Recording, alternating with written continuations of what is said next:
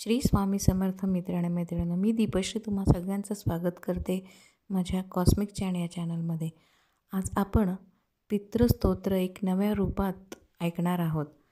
मैत्रिणींनो, श्राद्ध काळ हा आपल्या पूर्वजांच्या स्मरणाचा आणि त्यांच्या ऋणांची जाणीव ठेवण्याचा, तसेच त्यांना तर्पण पिंडदान अर्पण करण्याचा आहे.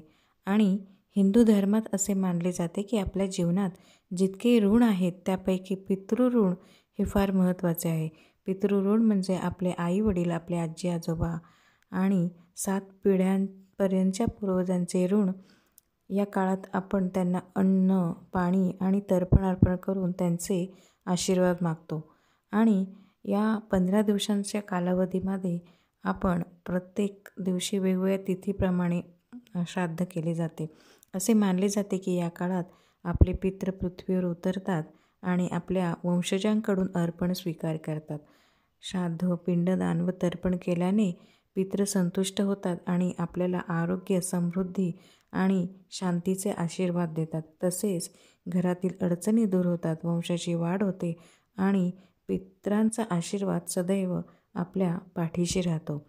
आणि म्हणूनच आपण आज एका नव्या रूपातील हे पितृस्तोत्र ऐकणार आहोत. हे स्तोत्र तुम्ही रोज या 15 दिवसांच्या कालावधीत रोज 3 वेळा किंवा 11 वेळा म्हणू शकता.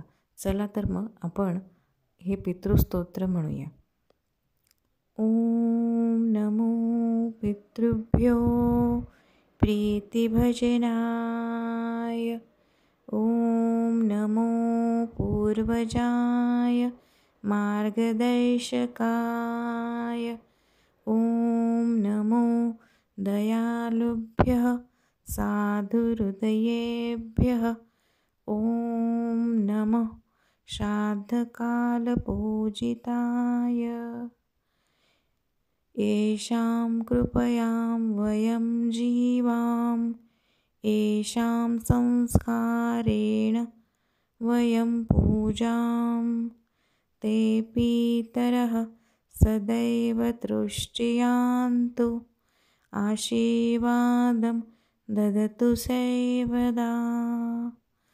स्वधा स्वधा स्वधा इत्युक्त्वा हृदयदार्ढ्येन तर्पयामहे. भवतु तेषां सन्तोषः शाश्वतः, आयुष्यमारोग्यमनुग्रहः सदा. तर असं हे स्तोत्र तुम्ही या पितृपक्षात अवश्य पठण करा किंवा श्रवण करा. व्हिडिओ आवडल्यास व्हिडिओला लाईक करा, शेअर करा आणि सबस्क्राईब करायला मात्र विसरू नका. श्री स्वामी समर्थ.